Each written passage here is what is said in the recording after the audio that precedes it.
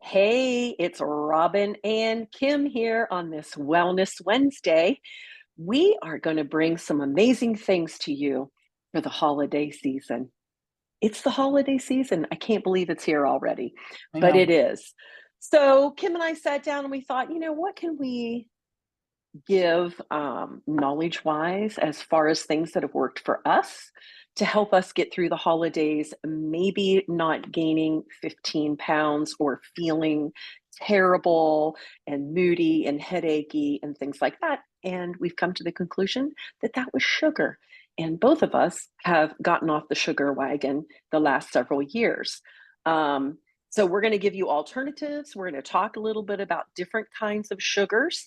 So, Kim, do you want to start us out or do you want me Sure. to? Well, I know we were going to talk about some good sugar substitutes, and when I look at sugar, I look at what sugar substitutes, and I'm not talking about artificial sweeteners. Those should be off the table across the board because they jack with your gut health, sugar level, Inflammation. inflammation. I mean, they Yeah. they act as a sugar. Your body thinks it's getting sugar, and it's really not, and you still have an insulin response. So artificial sweeteners are no bueno. But I look when I look at sugar now, I think, okay, what are the sugars that are not going to spike my blood sugar levels? So that would be stevia, that would be monk fruit, coconut palm sugar.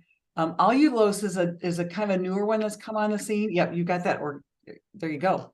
Wholesome is a great brand too. That's a Yeah. really good brand. Sugar alcohols too, like erythritol and xylitol. Now you got to be careful with those too, because those can cause a little digestive distress. So you can't have a lot of the, and I think also with stevia, you want to be careful. You don't want to have too much. Right. Um, and then for the sugar itself, the GI index, the glycemic index for that is 60. So that's kind of moderate high. So you want to be, that's why I kind of look at that. And that kind of gives you an idea of where you should be. Now, honey is like a healthy sugar. Oh, guess what? Vanna's got one of those too. Natural raw honey, Yeah, right? which is actually Yeah. really good. There's benefits to that, and that's the glycemic index on honey is 58. And So, creamed honey is yum, delicious on toast. yummy. So So good. anyway, just I keep those in mind, and that's how I kind of look at sugar. I've gotten off sugar. I broke up with it 6 years ago, and have never looked back, and I don't crave it anymore. So, hallelujah. But I know like now is the season where all the sweets come out, the sugar cookies or the Yep. cookies, cakes, the pies, and I mean I'll imbibe a little bit. I'll have some, Yeah. but I don't like go crazy like I used to. In fact, it makes me sick if I eat too much. If I eat like Right. one's is sufficient, basically. So or a small piece. I get that Yeah. little nice taste, and then it's like, okay, I'm done. I'm fulfilled. Yep. So what Me about you? too. And well, your taste buds do change. I mean, we've said that before on here. They really do. And yes, I do eat sweets. I have a tea party, and I have everyone brings cookies, but I'm not going to eat like the whole plate of cookies. Did I Right. used to eat the whole plate of cookies? Probably, but I don't do that anymore. I'll take little tastes. Um, one I thing have that I do want to, go ahead. Yeah. I was gonna say I have an admission to make. So Uh-oh. I used to make these Christmas cutout cookies, which I loved. Oh my gosh, they were made with cream cheese and they were just so delicious. So I would make like make the dough and then put them in break them up into three and freeze them before I made the cookie dough or Mhm. refrigerate.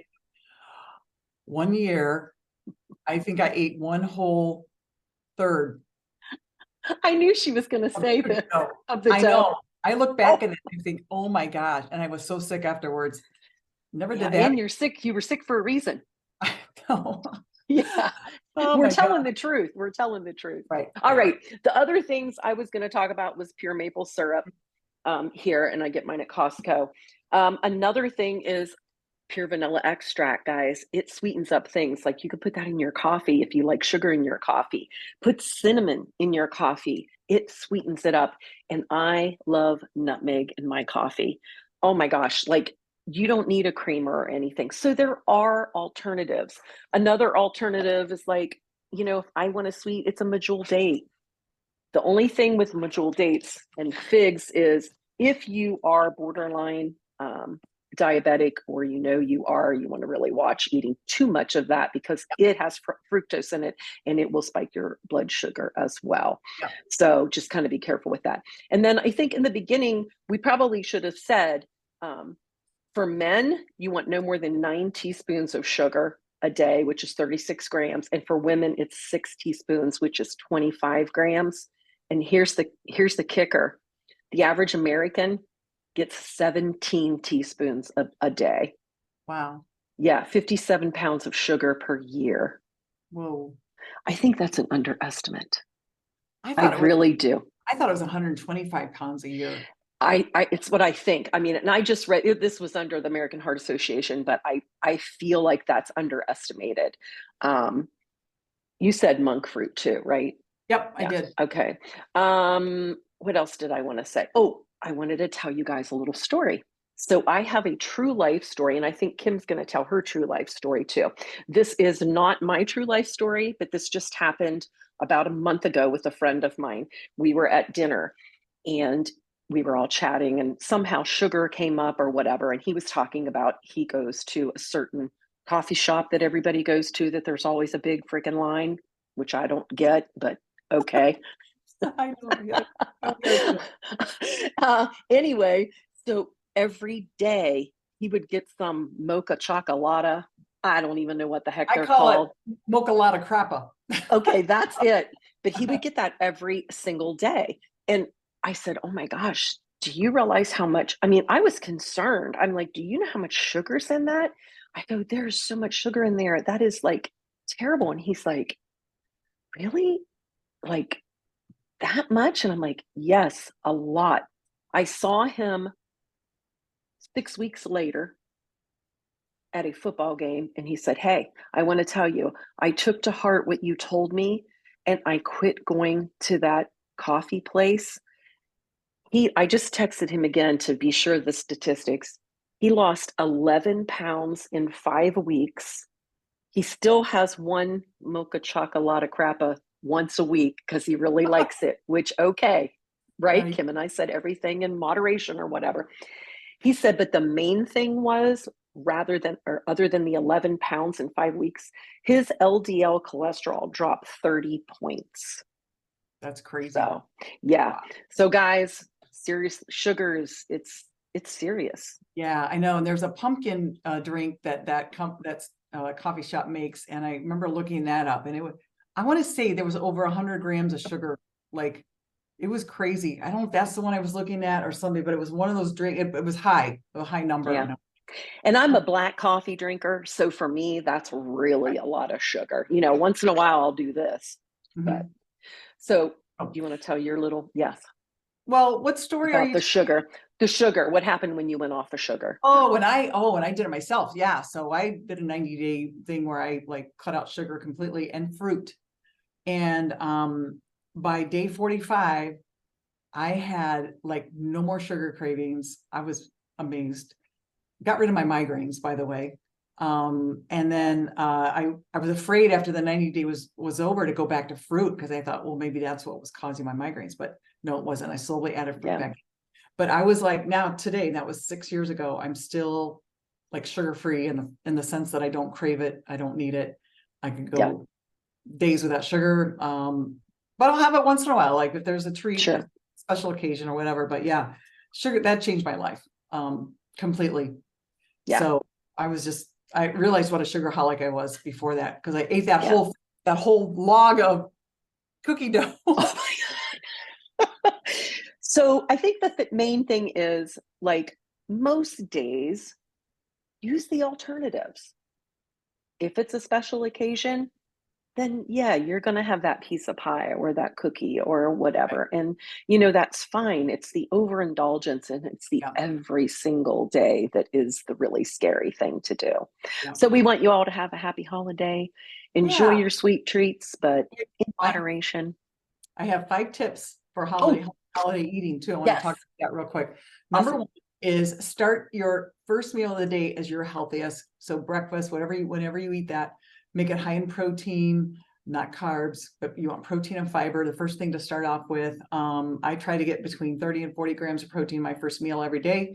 It keeps me full for a long time. I have no sugar cravings or other cravings, and that's a great way to start your day because you know you're going to feel better when you start with a healthy meal.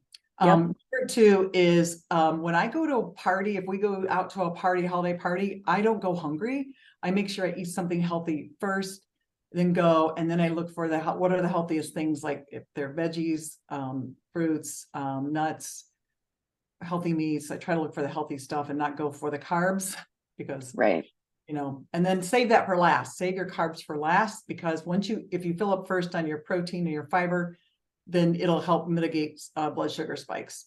Number three is choose nutritious cooking methods. That means like baking, grilling, no frying. Frying's, you know, can be, but you know, just use nutritious, healthier cooking methods. Use that air fryer if you like Yeah, frying. yeah, I there love you my go. air There fryer. you go. Yeah. Yeah, that's a great alternative. Number four is to make sure you're moving every day, add exercise to your calendar. That could be walking, that could be what I do, strength training 3 times a week. That's my non-negotiable. I make that a non-negotiable, sometimes 4 days a week, but I know I'm going to work my muscles. Your body loves muscles, and that actually helps your metabolism. It's like a sugar sponge. So the more muscles you have, the more it mitigates the sugar. So think about it that way. And then number 5 is remember to stay hydrated. Drink a lot of water, a lot of liquids. If you're going to drink alcohol, drink water first or in between multiple drinks. Hopefully not multiple drinks, but you know, whatever. But you want to make sure you do stay hydrated, and that's a key too. And I would add one more is make sure, because this is a stressful time coming up, get your sleep. Like Oh, really yeah. on sleep, because that's going to help you with just feeling better overall and help mitigate stress as well. So, Especially with this time change. I yeah, we am were talking about dragging, that. Yeah, I know. dragging. I love when we fall back, except we had a Monday night football game. It felt like it was 9:20 Yeah. to 1 a.m. instead of 8:20 to, you I know, don't know whether we 30. fall or spring. Either way, I am just like, Yeah. it just messes with you. It's an So, adjustment. Yeah, your body's yeah. adjusting because there's, you know, it wants to be on a circadian rhythm. It wants to be on, and actually standard time, the sleep doctors, sleep experts say that standard time is like what we should be on, Hmm. because it's like the best for a circadian rhythm. It's better to be darker and then get up earlier, get Yeah. that light rise. So anyway, that's a whole nother Yeah. issue. Whole other topic. Yeah. So, Yeah. All right. all right. Well, thank you Well, very much for joining us. And we hope you got some good tips, and hope you can keep these in mind as the holidays are upon us. And we just want to say, we hope you have fun and live young, and yep. we'll be back. And reach out if you have any questions. Yep. Bye-bye. See ya.